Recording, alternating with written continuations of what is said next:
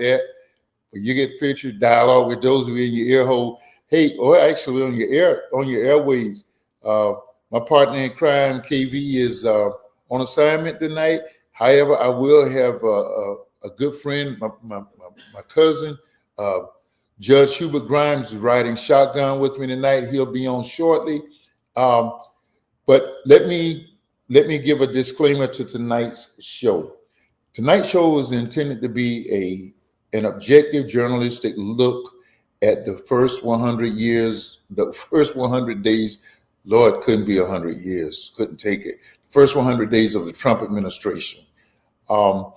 Usually for these shows, I sit back and I moderate. I get opposing views. I was offended. I asked several years ago, while Trump was the president the first time, could he get someone to come on the show? And he gave me 3 African American Republicans, 2 of them Jamaicans, African American Republicans. He could not get me a white person. He got me, because it was a black show, he got me African Americans, okay? Okay, I'm trying to stall around too. So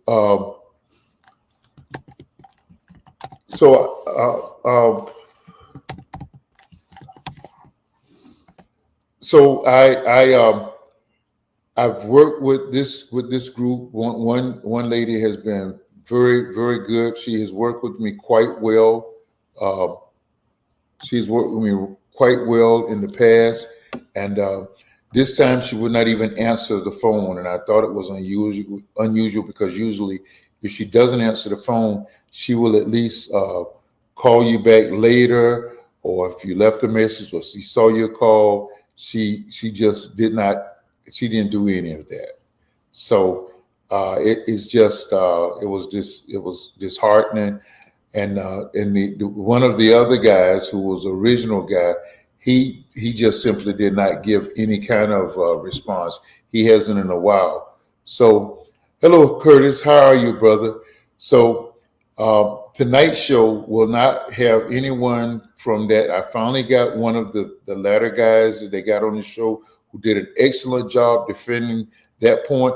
When I have someone dealing with that show, usually dealing with an opposing view like that, I usually like to get someone to represent Trump or the Republicans, and I get somebody to represent an opposition. And I like to sit back and be an objective moderator. That's the role I try to play. That's hard because I have an opinion, and sometimes if I see that the show is being disingenuous, then I will step in and I will say something. I will override. But for the most part, I'll let them go in and just try to be a fair referee and get the both sides, both viewpoints expressed, and do it evenly and give both sides equal opportunities to get their points across. This time, they chose not to even answer the phone calls. And I guess I could say, I wonder why, but that would be disingenuous on my part. I think I know why. No, I do know why. Because the first 100 days of this administration has been chaotic, crazy, and disruptive to the American lifestyle. We're going to get into it. I understand my brother's in the studios. Hubert, how you doing, please, sir? How are you, sir? Good evening. Oh, man, it's so great seeing you. It is so great seeing you, and thank you for hopping on, particularly at this last minute. Thank you so kindly. Only for you. Oh, bless you, bless you, bless you. This is retired Circuit Court Judge out of Volusia County, Hubert Grimes, currently in private practice again. He can't, as most of us don't, we cannot retire, and so he's doing some good things in the Volusia County area, and we're so glad that you're here. So Hubert, I was just saying in the disclaimer, we're going to try to be it's going to be difficult because Well, we'll just tell the truth and let the facts speak for themselves. The craziness and the chaos will speak for itself. And I'll be glad to offer my opinion on this journey. And I will tell you this, you don't have anything to be ashamed of. And when you say that it's going to be difficult, I'm going to tell you, no, it's not. It was difficult for our ancestors. It's not difficult for us. And all these people are showing us is that they're showing us who they are. And in the words of Maya Angelou, when people show you who they are, believe them. Yes. And that's what they're doing right now. It's just kind of somewhat amazing to see the, is it just, may I ask, is it just you and I at this point? Yeah, it's okay. You and I and the facts. Okay. We have quite a few video, well, not video. We have some video, but we have some graphic clips too. Okay. But you know, I consider myself to be a student of history, and in particular, a student with a concentration in the history of our people. And what I see happening now is really a very concerted effort to want to, instead of moving forward in this country, to take us back. And to take us back, I mean, they're already trying to create systems and destroy systems that have been in place for 60, 70 years that have really been a blessing to this country and not just to Black people. But their goal is to go back into the days, not just of segregation, because truth be told, think about it, most communities still remain, quote unquote, segregated. There are very few that are we would call integrated. And that's not to say that it's bad. It's just that white folks have chosen to live with white folks, and we've chosen to live with our people. And so there's not that issue there is really just not the only side of the coin. Well, if you remember Warner Wolf, let's go to the videotape. Okay. As vice president to the president is keeping his word to the American people. You set the exact right message, and it's being responded. The response is fabulous around the country. Mr. President, honored to be on the team. My hat's off to you for taking that stand and for sending a clear message around the world that America is going to continue to lead. It's a new day at the United Nations. You know, we now have a very strong voice. People know what the United States is for, they know what we're against, and they see us leading across the board. And so I think the international community knows we're back. Mr. President, it's a privilege to serve. I can't thank you enough for the privilege that you've given me and the leadership that you've shown. Mr. President, thank you for the honor to serve the country. It's a great privilege you've given me. I'm thrilled to have a chance to help you live up to your campaign promises. I want to thank you for getting this country moving again, and also working again. What I'm continuing to hear is this renewed optimism. Thank you for the opportunity and the blessing that you've given us to serve your agenda and the American people. Mr. President, it's been a great honor to work with you. Thank you for your strong support of HUD. Thank you, Mr. President. It was a great honor traveling with you around the country for the last year, and an even greater honor to be here serving in your cabinet. Roland, thank you very much for letting me come here. Roland, I appreciate everything you've done. Roland, you're the best. Roland. You're the greatest.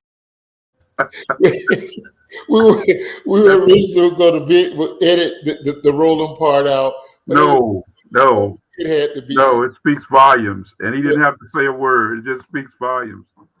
Roland that was titled on his website. The butt kissing session, and I don't think I've ever seen it done to that extent before. Well, I'm not sure, because if you notice, the people sitting around the table are no longer in his cabinet. That was from the first Trump administration. The current Trump administration had a similar kissing contest last week. Yeah, I thought that's who that was, because I was looking for Rubio and Pam Bondi. I was looking for them, and that's wow. Okay, well, it serves its purpose, because that's exactly what happened last week. So let's let's look at the real live. Let's see what the real stats say about this. Let's go to the other one, the other Fox graphic. Not that one yet, please. Let's go to the other Fox graphic. It's got numbers. 39%. We didn't get a chance to really line this up. Can we pull that one up to? I think it was like one of the first one is blue background. Well, the real graphics are, or the real stats are, on the ABC poll that was conducted last Friday, the same day. I think that session took place. The authentic one took place on Thursday.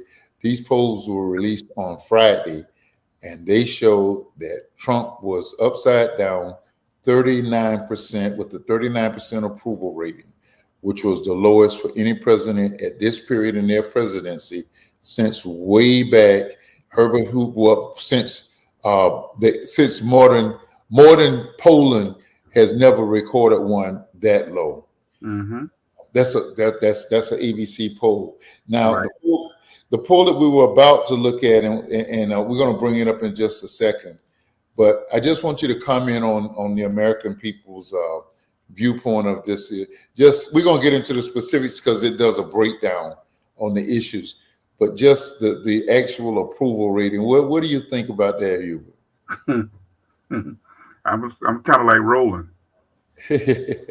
I'll put my mouth here and just say, Yeah. You know, if this were a movie, it would be one that would be nominated. Well, I don't know. I don't know if it could be nominated for an Oscar or not. I think that this is one of this man is like, this goes back to that old country and western song, "Who you going to believe, me or your lying eyes?" And this is an example that when you just see what's going on around us, every day we get up, and I'm trying my best not to get so overwhelmed by the stuff he's doing that I get depressed, because every day this guy comes up with something else that's crazy. Now he wants to reopen Alcatraz. I think what happened is he must have been watching that movie.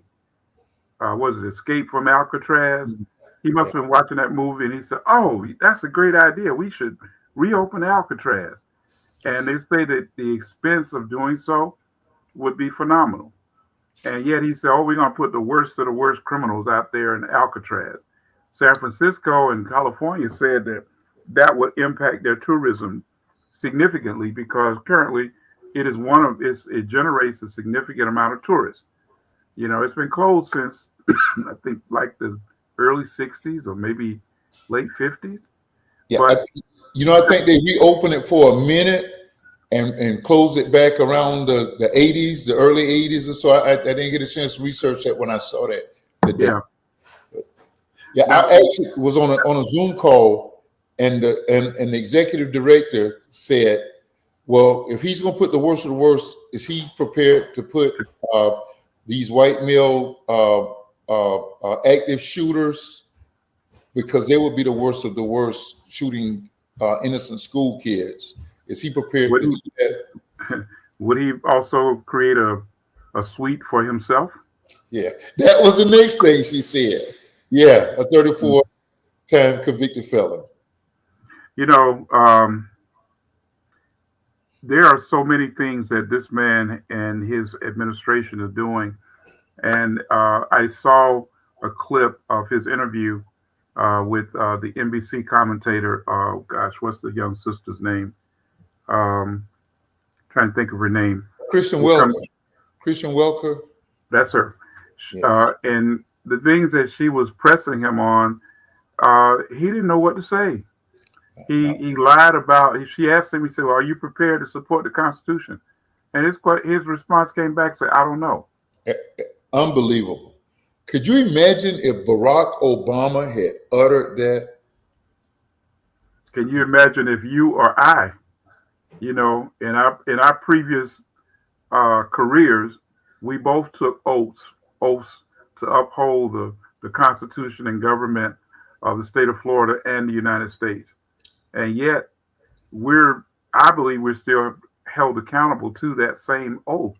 It's a lifetime commitment to say you're going to do what's right.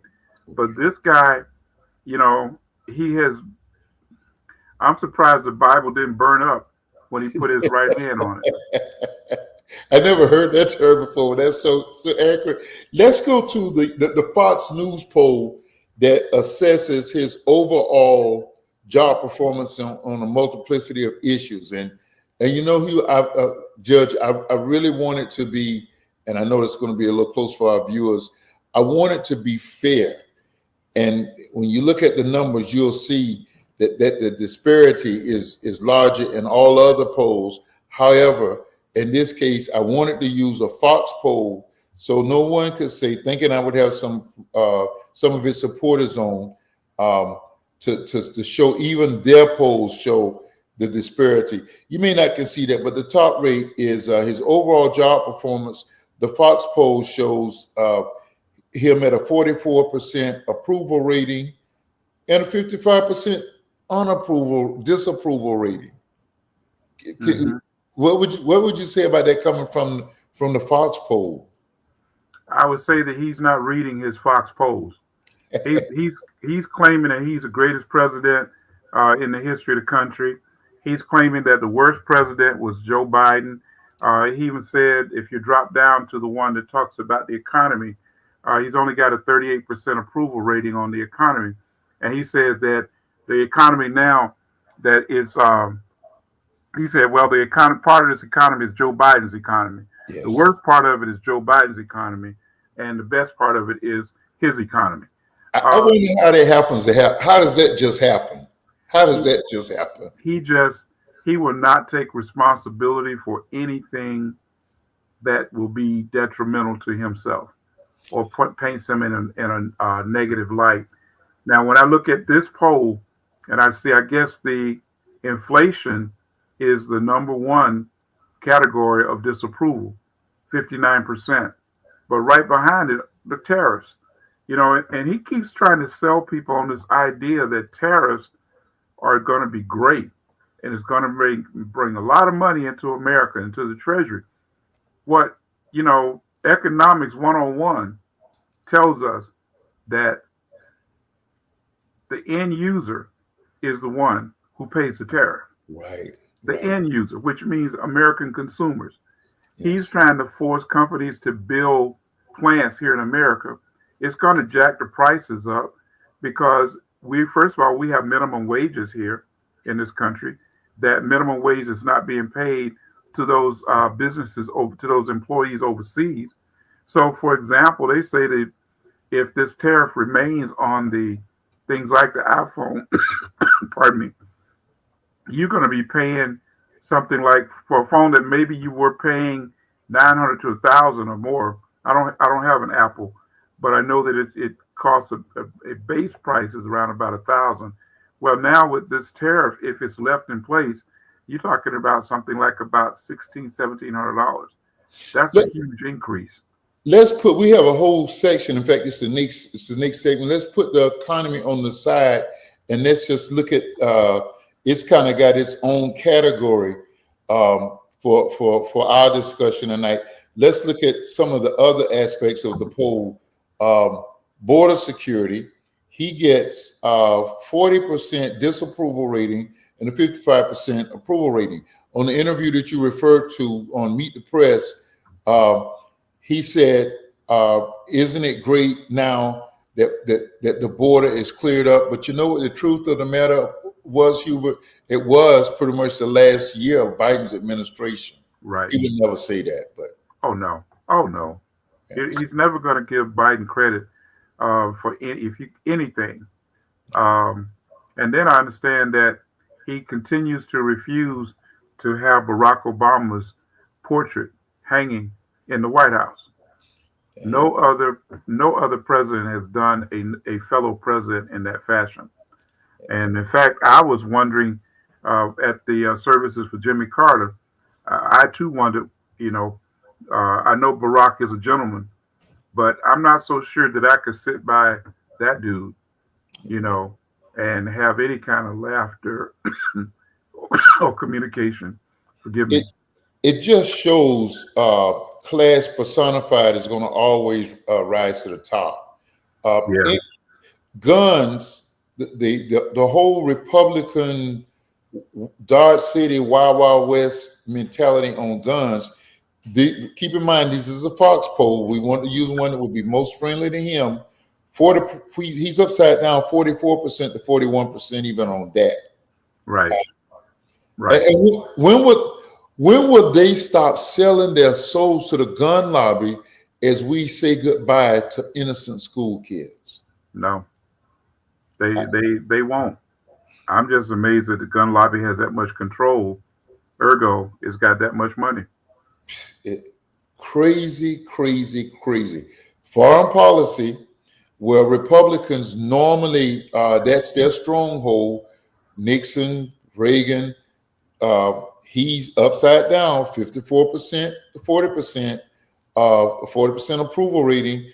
This is a Fox poll. If it's, they call their news cycle fair and balanced. If anybody's going to get it fair and balanced, he's going to get it from Fox. And this is what they're saying. And of course, the biggest disparity, the second biggest disparity is the economy. We're going to come back to that and all of those things dealing with the economy. So let me stop here for just a second and just again reiterate that his overall approval rating and the ABC poll was the most recent. That's why I really want to show that. But it was done on Friday, and it showed him at a 39% approval rating. That was not just the quote unquote fair and balanced viewpoint for Fox News. Let's roll into the economy, Hewitt. I know you want to get to that. We have a graphic that shows that's what she was showing. Let's go back to that green and white poll again, please. The green and pink, we'll probably have to interpret it. Thank you, ma'am. Let's see if I can pull that up. Okay, on the economy, well, it's doing some other things.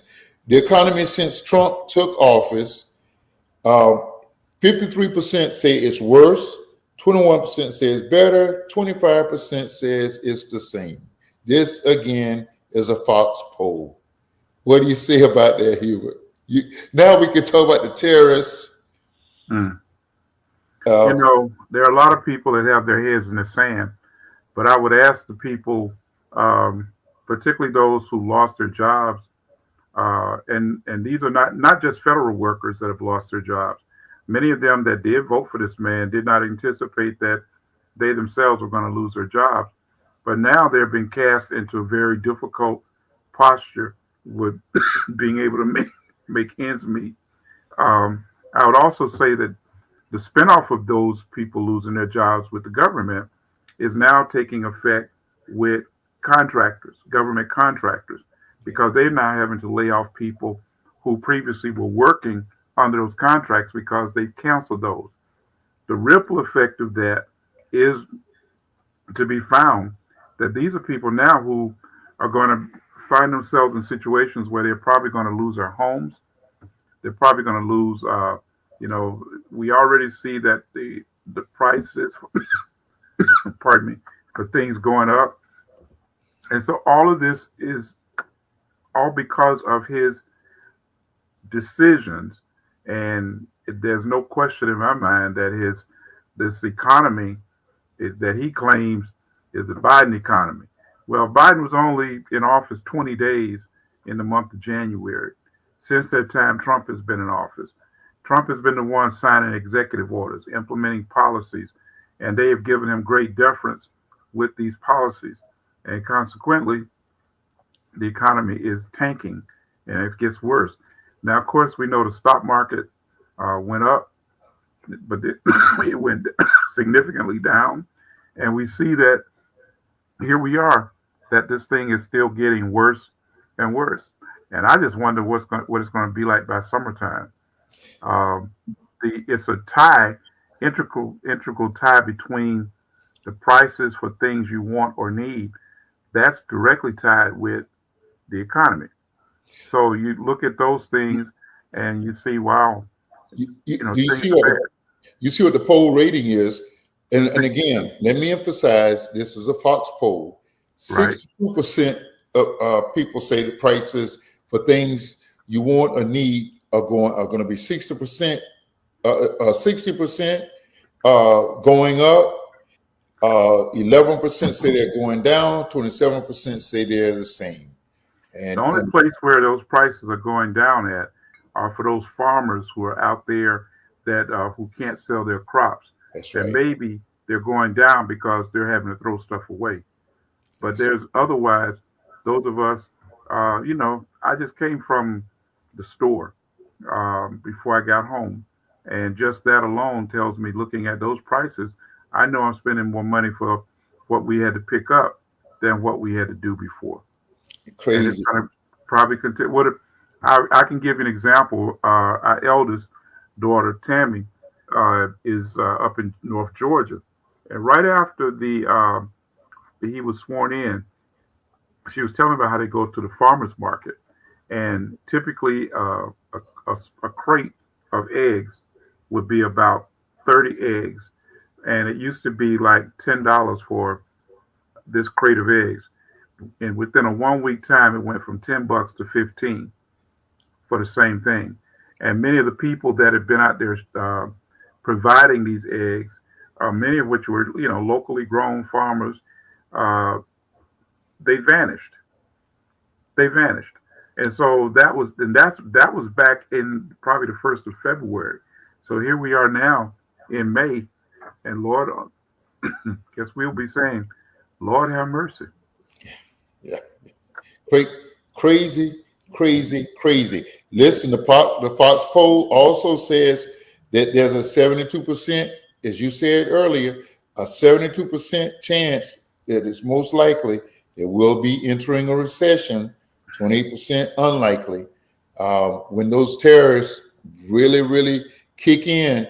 One of the things you talked about going to the store and seeing effects, truck drivers are it has been predicted that you'll start seeing layoffs yes. of truck drivers in the next 1.5 to 2 weeks. Yes. I mean, that's imminent.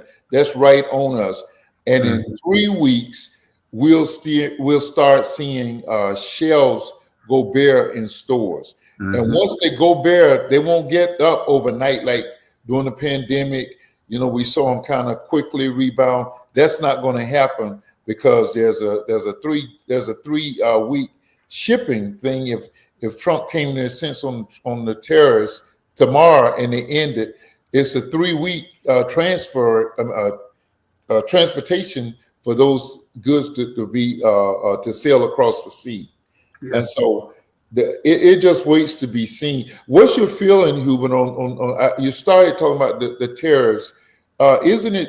I mean, doesn't it make sense that we have never? Yeah, we may be taking a beating, but in the long run, we've come to the conclusion that it's best. You talked about farmers. We're going to be subsidizing farmers shortly. That's what happened during his last presidency when he tried the tariffs. Nothing to the magnitude that he is now. And what do you think? Do you see a possibility of impeachment because of these policies? Unfortunately, I don't. These people who have been elected to office are so afraid of this man because they feel like they're going to get what we call primaried. If they don't go along with him, he's gonna come out against them. I find that to be so stupid. I mean, many of these people have been in office far longer than he has. They built up their own base, but they are afraid of coming out against Trump. So no, I do not see, because impeachment would have to begin in the House. I understand that there is a resolution for impeachment that is pending at this point. I don't foresee the only way it could pass is if the Democrats regain the lead, control of the House. But then you got to get it through the Senate with 60 votes. And, we got close with 56 to, what was that, the second time. But I don't foresee it because these people are weak.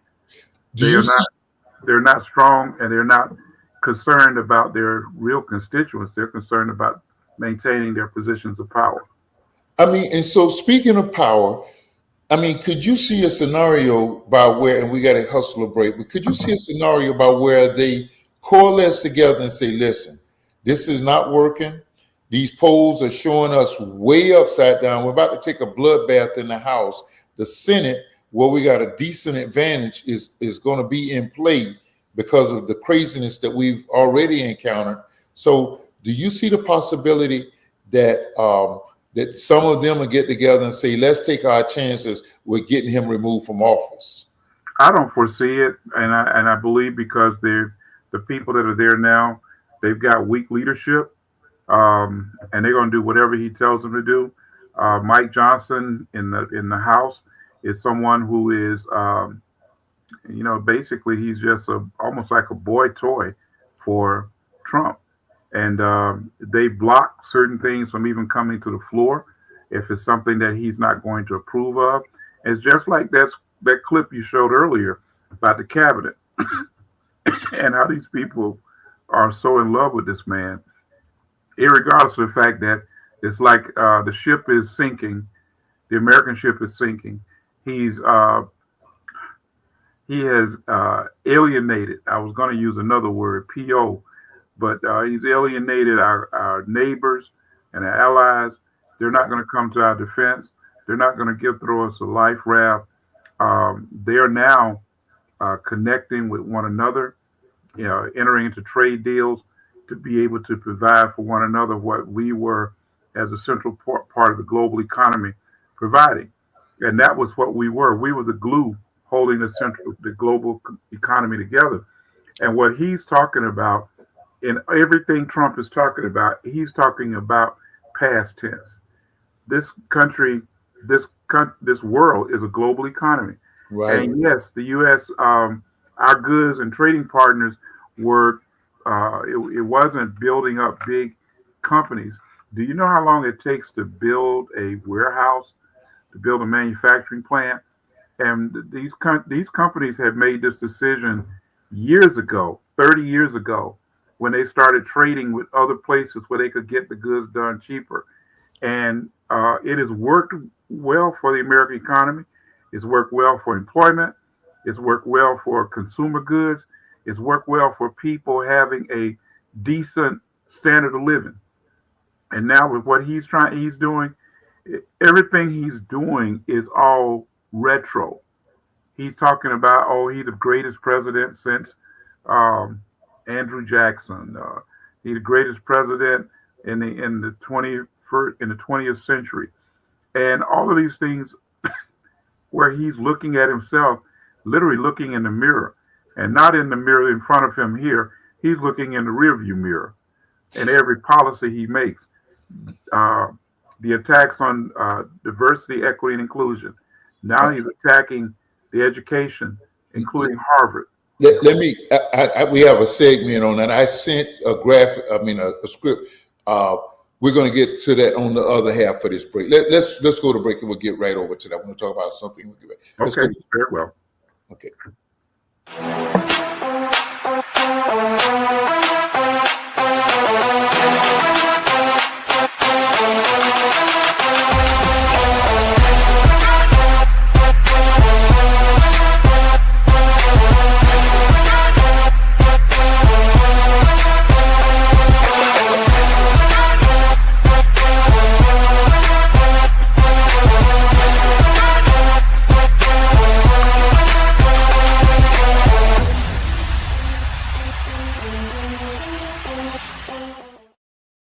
GoGigEx.com, all of your virtual needs. Hey, they got them. They got you. They got them.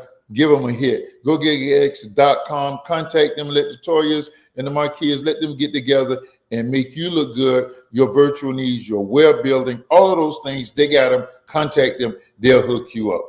GoGigEx.com. Okay.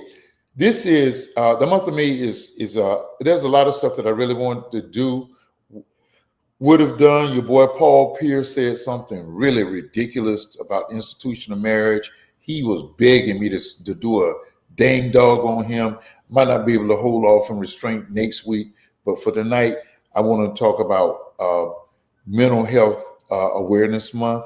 May is Mental Health Awareness Month. And this show, that's right, break the stigma, where we're no longer looking at people that are that have mental illnesses any differently than we see anyone who has a physical infirmity. And thankfully, because of these awareness efforts, our country is having a more sympathetic, a more compassionate, the legal system, Congress appropriating more funds to assist people, their athletes who have brought mental illness to the forefront. People like Kevin Love, who plays for the beloved Miami Heat, is a big advocate because he's also a victim. And it just goes to show you can be ever so talented and suffer from this. It's an illness. It's nothing anybody's done to deserve. It's just an illness. Mike Tyson is a victim of bipolar. It's thank God that there are medications and things like that. This year's theme, 2025 theme, they've been celebrating this for 76 years now. This year's theme is turn awareness into action. Some of the things that we can do by celebrating the progress that we have made, like we're trying to do here in the dialogue, and keeping the forefront of the importance of recognizing mental health and challenging individuals to turn into meaningful steps to change.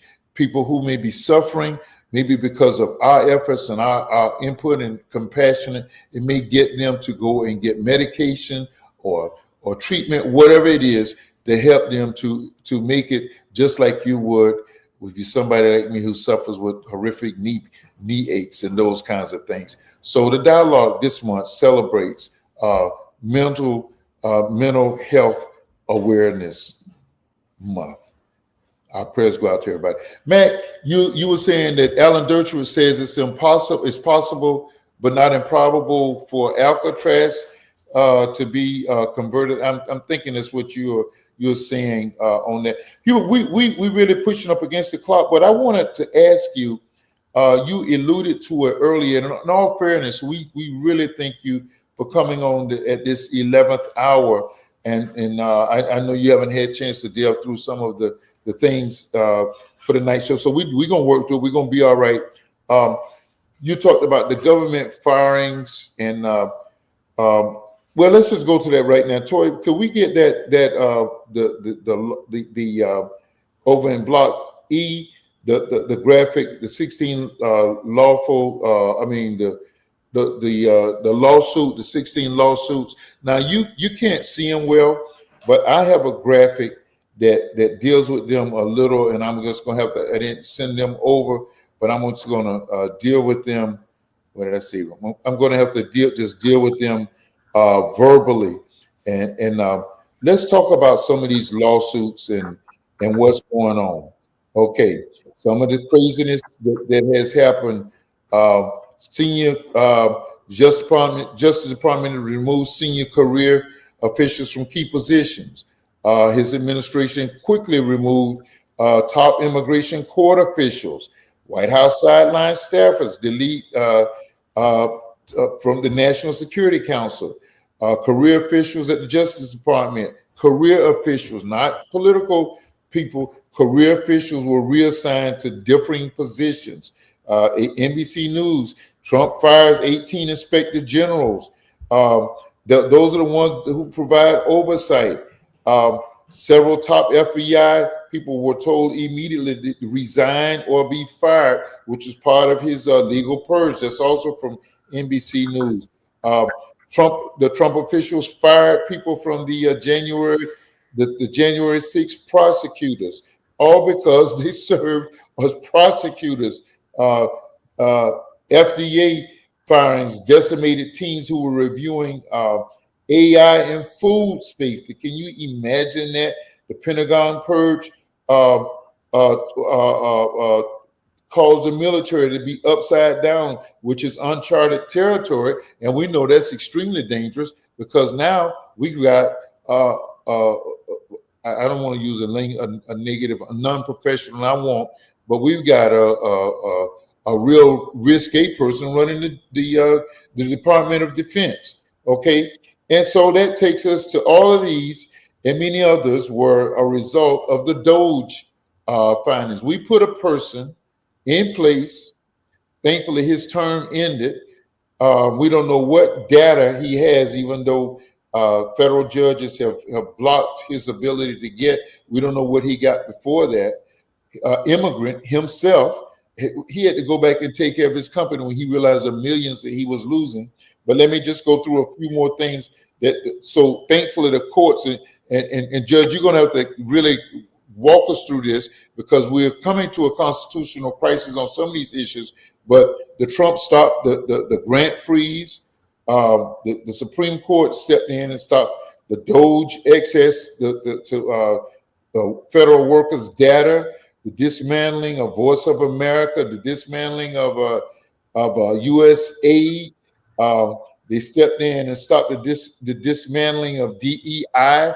It has the damage. A lot of the damage has already been done. You were already talking about that. Prisoner transfer has been stopped by the Supreme Court. We know that we doubt whether or not it's actually stopped. Trans care for minors ban has been stopped. Trans troop ban supposedly has been stopped. The birthright citizenship executive order has been overturned. AE deportations supposedly have been stopped. Abrigo Garcia's deportation has been ordered to be reversed, and we know that has not happened. Just elaborate on some of the craziness of that, if you would, Hubert.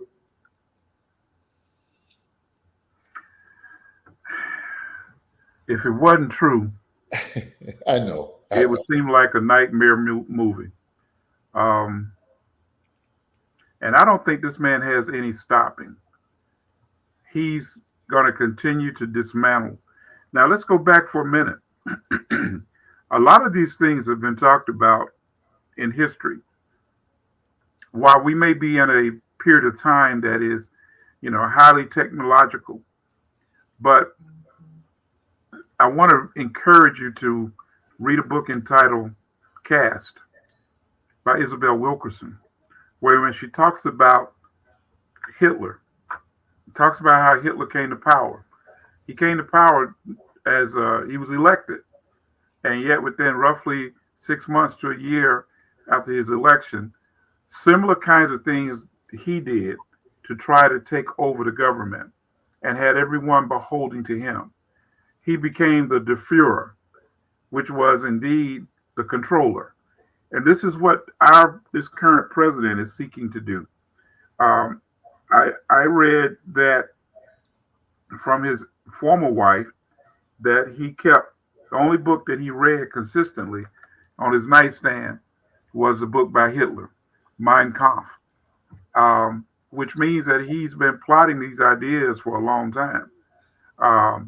We as a people of color stand in his way. And that's because of the fact that there are those among his crew that will just as easy see us all placed on ships and left the country. You remember his first term, he made the phrase, he said that he didn't like S-hole countries, right? But he liked people that came from, in essence, white countries. Right. And so all of these are just, when you put it all together, we got a mess on our hands. Now, I think that it's important for us as a people to continue to put this information out, because a lot of people are not reading, they're not watching, they became so disenchanted with the elections and the results of the elections that many of them have literally stuck their heads in the sand. And so it's important for those of us who can to continue to have these kinds of conversations. That's the only way we're going to be able to position ourselves to protect ourselves. And right now, this guy, if he's done this much damage and he has had control of the courts, and now you finally got courts enforcing the law and saying, no, you can't do this. And recently, when the U.S. Supreme Court came back 9-0 on the deportation of that young man as being a violation of the Constitution, that's the first time that they've united together to come back with that. Even but Uncle Festus, he still not brought that kid back. Yeah. Well, so the thing that we wonder, because J.D. Vance put this out in the atmosphere using spiritual language before the election, that if the court does these things, if they rule against the president, which they now have, then we do what Andrew Jackson did, just defy him. They have no policing power. And we've heard Pam Bondi say that a judge has no right to override a president. I mean, so we're at a pure constitutional crisis. And I've talked to a lot of people in the military to kind of pique the minds of what would happen from military people if it got crazy. And they said, well, the military's loyalty is to the Constitution. Yes, he is the commanding officer, chief commanding officer, but their loyalty is, like you said, is we swore the oath to the Constitution.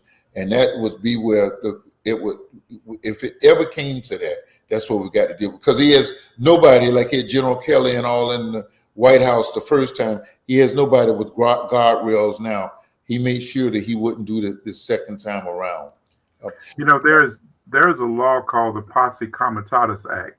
It's a military law that prohibited the military from engaging in domestic law enforcement. Right. But now you ask him if he knows anything about that. Of course, he's going to say he doesn't. He doesn't know anything about anything. Yeah. But even recently, I understand that he's proposing to spend something like somewhere between 90 and $150 million for his birthday parade, where he wants to show off the military. You know, that's not a good thing. Go back biblically. Whenever those things happen in the Old Testament and you started showing people what your strengths were, it put you really in a position where your enemy now knows what your strength is and how to defeat you. And he unfortunately does not have a clue nor an understanding of any of these kinds of things. And it puts us in a very difficult posture because he's all about celebrating himself more so than doing what is right for people. Well, that's what happens in the communist bloc countries. Red China, you see you see that in Moscow. But this classic narcissist takes a playbook from them and not the presidents of history who have gone down and proven to be good presidents. If we can get that, I think that final graphic is what we're talking about him now being an autocrat, which is what he's always wanted to be. And we're at that crux right now, him against democracy in America. I got a couple, you start, just leave that up a second, please, ma'am. You started talking about him really using his governmental powers to intimidate. Let's look at how he's tried to intimidate. We know Harvard, thank God, who does have some funding, has stood up to him. They've stood up to him and what he's tried to do in trying to intimidate them because of their DEI policies. But he has been putting pressures on other institutions like Princeton, Penn, all of these Ivy League schools. Columbia has already acquiesced to what he's asked. UC Berkeley, Johns Hopkins University, Brown University, Northwestern, some of the finest institutions of higher learning, UCLA, UMass, University of Minnesota, and USC out in Los Angeles. But it does not stop there. This is what he's done to some of the better, and Judge, you would be some of the better law firms, of the top law firms that deal with the nation. Those who have sued the government, he has come down on them. I wish I could have put this graphic up. some of these, and you may have heard some of these, the Paul Weiss firm, the Wilkie firm, the Skaten firm. They have basically made deals with him or in talks with him. Meanwhile, while these other firms, this group of firms are suing him, Covington, Jennifer and Block, Wilmer Hill, Perkins Cole, and Susme Godfrey. Can you imagine law firms, private law firms, having to fight for their lives to take a stance because they're being bullied by a U.S. president? Never in the history of our country. Never. And he doesn't care about that.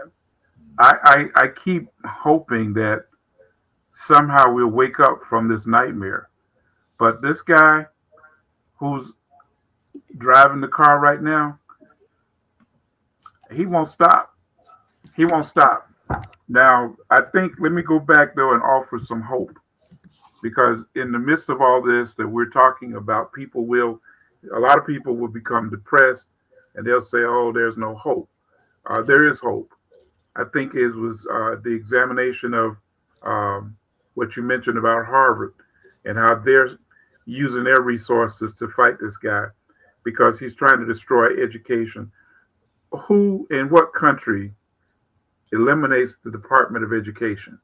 They talk about how China and Japan and South Korea are outpacing the United States.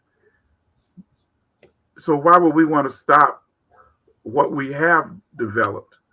But because he's put people in these positions who are all about loyalty to him, more so than doing what's right. That woman, Linda McMahon, who is in charge of the education department, has no clue as to what's going on in the world of education. Her business was wrestling. She was brought on to end the department, and she knew to destroy it. To destroy. So Mac is saying, Mac is one of our, and you heard his response yesterday when Christian Welker did in fact ask him about a third term, and he pretty much kind of poured water on that and said many people want him to do it, and Steve Bannon and them have said there's a way that they can get around the amendments, but he's pretty much says he just wants to turn it over to somebody that will maintain what he started. And interestingly enough, he always calls Marco Rubio's name as opposed to, is Marco Rubio a victim of the Stockholm syndrome? Lil Marco, is that what that is? He was the one that started calling him Lil Marco. That was it. It's unbelievable. So we got 2 minutes, and we got one more category I wanted to look at, and that was his attack on civil rights. You alluded to it earlier, Judge, when you said that. So one of the things, private prisons have been growing up in mass, and one of the things they said that he's looking at is the prison population taking over where immigrants are being forced out of the country, and that the prison population, that microscope would turn on us. Now, we've already seen what he's done. He's already dismantled that was the one, I think they put a temporary stop to him dismantling the Smithsonian African American Museum. But that, I have a picture with my mother and my late aunt standing in front of that North Carolina the exhibit there at the lunch counter where Jesse Jackson and those protested, and they showed them dismantling that, and that one hits kind of hard. Where do you think that's going to go? Do you think we're in for a civil war before I think that's what they would like to see happen. There are people within his advisors like Stephen Miller and Bannon. They would like to see us take the bait and get into an all-out war, get in the streets and begin to, so that they can utilize the clout of the military to take out as many of us, and then to instill a spirit of fear in the rest. That's what they'd like to do. They would like to take it back to a place where blacks were not living what they perceived to be a good life. Take it back to the days, to the early 50s. Take it back to the 40s and the 30s. And that's what they'd like to do. But we have to make sure we stand together, that we educate ourselves, that we don't get into this habit of shooting ourselves in the foot, but that we in turn work together. There are no Malcolms or Martins out there, but there are a lot of Dozells and Huberts. And there are others who will, when we join together, we can join together, use our various resources, such as this vehicle that you have here and others, and begin to push back against the foolishness. We got to make sure we register and that we got people out to vote for this next term, because there are those who thought, and I remember fighting with some young people who said back in the recent election, why should I vote? Why should I vote? She hadn't done anything for me. I said, where did you get that foolishness from? But a lot of people stayed home. A lot of people didn't vote. And many of them say, oh, well, Trump gave me a check the last time. That's foolishness. That will kill us. That will put us in a worse case than where we are now. So I think it's important that we use the skills, the gifts, the talents that we individually have to promote us coming together as a people. Right now, I'm reading a book called Post-Traumatic Slave Syndrome. This book, takes us back to the days, even predate slavery, and talks about how these things are now coming to pass. But how do you conquer these things? You conquer it through unity. We have to learn, we got to teach, we got to be able to help our kids, help that next generation who's never experienced anything like this, who's never experienced segregation, who don't know anything about what that means. But we've got to be able to teach them. That's how we're going to stand up to this crazy. Judge, we are like 30 seconds out, the clock slapping us upside the head. One last question. Do you think now that Musk is gone that Trump will settle down? No. Musk, he was using Musk to get what he wanted. He got money out of him in the beginning to help him get elected. And then, of course, he put him in a position where he was the one tearing down the federal government. So he can always point the finger and say it was Musk and not him. That's how he is. Never take responsibility for anything that he does. We'll leave it right there, Judge Hubert Grimes. Thank you so much for bailing us out tonight. And listen, we tried to objectively look over this guy's record. I would be more than happy over the next 265 days to be able to come back and say that he turned it around drastically, because it would be for the good of the country. You and I know it's not going to happen. Well, man, I guess we can still pray. We got to do that. God has got a purpose in all of this. Yes. We'll talk about Mag, Curtis, and all of our loyal viewers. Thank you again for being with us tonight. Tell everybody, just go back and look at the show. Even still put your comments when you look at it throughout the week, and give us some insight, because we'll be doing systematic updates. I've been kind of holding back on this topic because I knew we had this show coming up, but we're gonna go back at it. And I'm just so grateful for Judge, for Judge, a well-read, he's been here for a minute. You see his wisdom flow forth, and he's well-read, well understood, and well-versed. And just thank you so kindly for helping us tonight to assess. And we hope and pray that the next time we assess this guy's term, it'll be better for the country and for the world. Listen, Dialogue with Dozie, we're so grateful to all of you. Go Giga Creations, we would never be the same without your work. We're grateful. Go Giga X, thank you for what you do for us. Next week, we're going to take a look back at the 90s phenom, the TV series In Living Color. Be here next Monday night, 8 p.m. Eastern Time, Facebook, YouTube Live. Until then, we love you, Dozie Land. We're out.